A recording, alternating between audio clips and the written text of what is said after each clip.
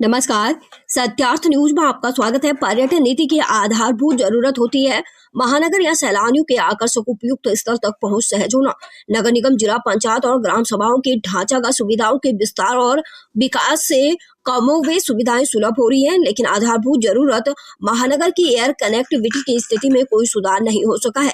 सबसे ज्यादा निराशा यात्रियों की सुविधा के लिए एयरफोर्स स्टेशन आगरा के अर्जुन नगर गेट से लगभग 100 मीटर दूरी पर बनकर खड़ी यात्री लाउंज यात्री विश्राम गृह का उपयोग शुरू न हो पाने को लेकर है। पूरा टूरिस्ट सीजन बीत चुका है, लेकिन यात्री विश्राम गृह शुरू नहीं हो सका है। पूर्व मंडलायुक्त श्रीमती रितु महेश्वरी ने इसके लिए आदेश दिया था। अब तो उनका स्थानांतरण भी हो चुका है, किंतु हवाई यात्रियों के लिए महत्वपूर्ण सेवा शुरू नहीं हो पाना टूरिस्ट ट्रेड के संगठनों सहित आम शहरवासियों के लिए भी चिंता का विषय है। सिविल सोसाइटी ऑफ आगरा प्रदेश सरकार के पर्यटन सचिव और नागरिक उड्डयन विभाग से लॉन्च शुरू न हो पाने की जानकारी सार्वजनिक करने की अपेक्षा करती है। आगरा में नया सिविल एयरपोर्ट धनौली में बनाए जाने का काम शुरू हो गया है, किंतु कम से कम 3 साल लगना अनुमानित है। यानी अगले 3 साल पर्यटन सूत्रों में मौजूदा सिविल इनवेलेव का भी उपयोग किया जाना जारी रहेगा। सिविल सोसाइटी स्तर से प्रयास सिविल सोसाइटी ऑफ आगरा की एयर कनेक्टिविटी नागरिक पहुंच लायक और सुविधाजनक करने को हमेशा सक्रिय रही। एयरपोर्ट लाउंज फंक्शनल न हो पाने को लेकर सक्रिय और इसके लिए प्रयास कर रही है। सिविल सोसाइटी ऑफ आगरा की ओर से 24 नवंबर 24 को एयर चीफ मार्शल और रक्षा मंत्री को पत्र लिखा गया है, जिसमें दोनों से अनुरोध किया गया है कि इस बात की जांच करें 23 दिसंबर 2023 से यात्री लाउंज क्यों नहीं चालू किया गया है। जनवरी 2025 में पुनः पत्र का रिमाइंडर भेजा गया है। पत्राचार के माध्यम से मंत्रियों के संज्ञान में लाने का प्रयास किया गया। यात्री लाउंज के लिए रक्षा मंत्रालय द्वारा दिनांक 14/3/2022 को कार्य अनुमति प्रदान की गई थी, जिसके बाद इसका निर्माण शुरू किया गया। भारतीय वायुसेना और एआई के बीच एक समझौता ज्ञापन 12/12/2022 को सहमति हस्ताक्षर भी हुए।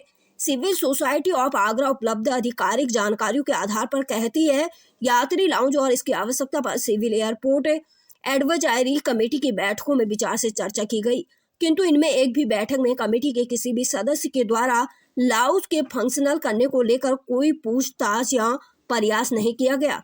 अब स्थिति यह है कि लगभग 7 करोड़ की लागत से लाउंज बनकर खड़ा है, किंतु इसका उपयोग शुरू नहीं हो सका। यही नहीं, भारतीय विमानपत्तन प्राधिकरण को लीज रेट के रूप में प्रतिवर्ष 14 लाख से अधिक का भुगतान और देना पड़ रहा है। सिविल सोसाइटी ऑफ आगरा के सीधे प्रश्न, भारतीय वायुसेना यात्री लाउंज का संचालन क्यों नहीं कर रही है? एआई इस मुद्दे पर चुप क्यों है और निर्माण में लगभग 7 करोड़ खर्च करने और किराए के रूप में 14 लाख रुपए से अधिक का भुगतान करने की स्थिति क्यों बनी? क्या यह सार्वजनिक धन के दुरुपयोग का मामला नहीं है और इसकी जांच होनी चाहिए? एयरपोर्ट एडवाइजरी कमेटी चुप क्यों है? समिति का अध्यक्ष केंद्र में मंत्री है, उनकी नागर विमानन और रक्षा मंत्री से मुलाकात अत्यंत सहज है, फिर इस समस्या के समाधान में क्यों विलंब हो रहा है? कमेटी के मेंबर खुद देश के विदेश प्रतिवर्ष हवाई यात्रा करते हैं और यात्री सुविधाओं को भली भांति जानते हैं। आगरा से संवाददाता वसीउद्दीन की रिपोर्ट। की जाए।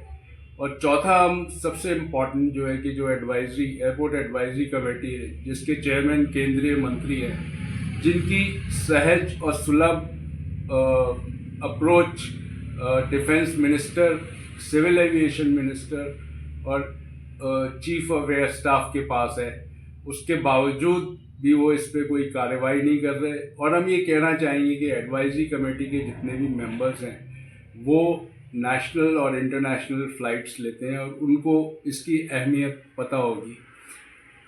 अगर हम देखें तो शहर में चाहे नगर पंचायत हो, नगर पालिका हो, ये सब सिटीजन्स की सहूलियत के लिए कार्य कर रही है, लेकिन जो एयरपोर्ट से जो आय होने वाली है टूरिज़्म को, जो आगरा की इकॉनमी को करता है, उसके लिए कोई कार्य नहीं कर रहा। तो ये हमारे डायरेक्ट सवाल जनता से हैं, प्रेस के माध्यम से है।